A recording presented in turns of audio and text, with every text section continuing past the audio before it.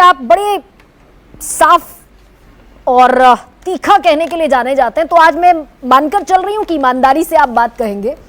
अखिलेश यादव को ही राष्ट्रीय अध्यक्ष बनना था मुलायम सिंह यादव के बाद, ये तो तय था ना, एक एक कार्यकर्ता को पता था कि अखिलेश यादव राष्ट्रीय अध्यक्ष बनेंगे। नहीं, तीखा कहने के लिए आप कह रहे हो, सच कहने के लिए तो मैं पहली बात तो परिवारवाद को मैं कोई बीमारी नहीं मानता। हाँ। भारत परिवारों का देश है, परिवार होना। और मैं एक बात और बता दूं, ये रिसर्च भी है, संयुक्त परिवार वाले कभी डिप्रेशन में नहीं जाते, कभी आत्महत्या नहीं करते। एकल परिवार के लोग आत्महत्या करते हैं और डिप्रेशन में जाते हैं। दूसरी बात, भारतीय जनता पार्टी के लोगों का जो दो मुहापन है, हाँ। उस पर हंसी आती है। इन्हें परिवारवाद और भ्रष्टाचार से लड़ना है, लेकिन परिवारवाद की और भ्रष्टाचार की परिभाषा ये खुद तय करेंगे। जो परिवार का व्यक्ति, मुख्यमंत्री का बेटा मुख्यमंत्री बने, वो परिवारवाद है। लेकिन एक इनकी पार्टी के नेता का बेटा क्रिकेट कंट्रोल बोर्ड का सचिव बन जाए, जिसने कभी हाथ में क्रिकेट का बल्ला लेकर नहीं देखा, केवल गृह मंत्री का बेटा होने की वजह से वो क्रिकेट कंट्रोल बोर्ड का सचिव है, ये परिवारवाद नहीं है। जहां नोएडा में बैठ के हम डिबेट कर रहे हैं, यहाँ रक्षा मंत्री राजनाथ सिंह के बेटे विधायक हैं।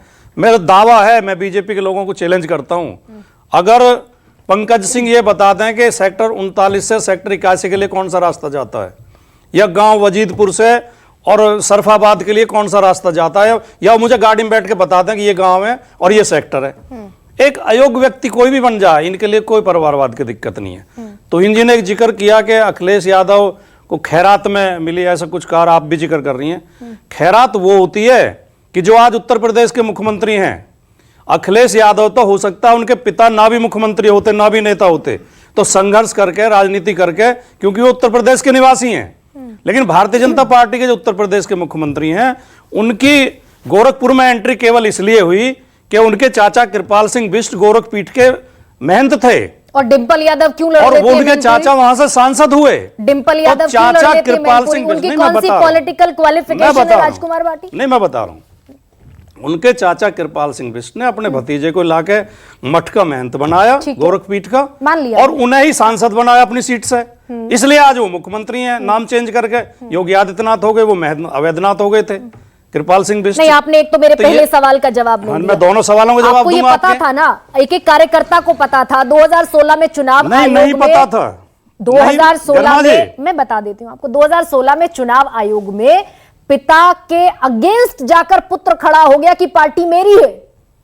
कॉन्फ्लिक्ट हुआ, शिवपाल यादव बीच में थे, मुलायम सिंह यादव ना इधर जाने की स्थिति में थे ना उधर जाने की स्थिति में थे, लेकिन बावजूद इसके कमान तो अखिलेश यादव को मिली ना। मैं बता रहा हूँ, राजनीति में कोई भी व्यक्ति इस वजह से स्थापित हो ही नहीं सकता कि वो फलां का पुत्र है। उसे जनता के बीच में जाकर संघर्ष करना होता है, उसे चुनाव जीत के आना होता है, उसे जनता का समर्थन दिखाना होता है।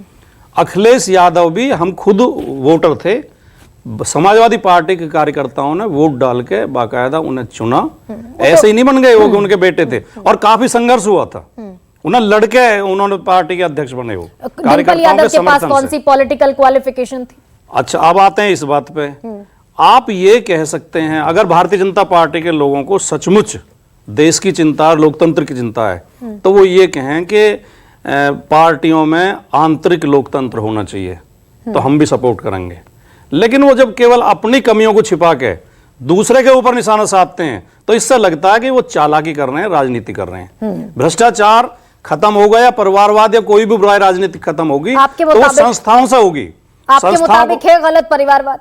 जी नहीं, मैं गलत नहीं मानता।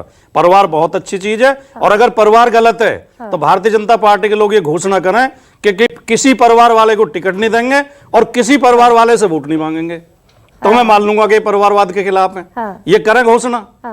अब हम इनकी तरह डबल स्टैंडर्ड तो रखते नहीं है। देश के प्रधानमंत्री, हमें बहुत शर्मिंदा होना पड़ता है जब कई बार लोग सवाल करते हैं कि 2014 तक चुनावी घोषणा पत्रों में अपने आप को अविवाहित कहते रहे और इस बात को अस्वीकार करते रहे कि उनका परिवार है। नहीं, पर्सनल इसलिए नहीं जाएंगे, पर्सनल नहीं है, एक सेकंड, वो देश की प्रॉपर्टी है, वो देश के नेता हैं। मैं उसको पर्सनल कर देती हूँ।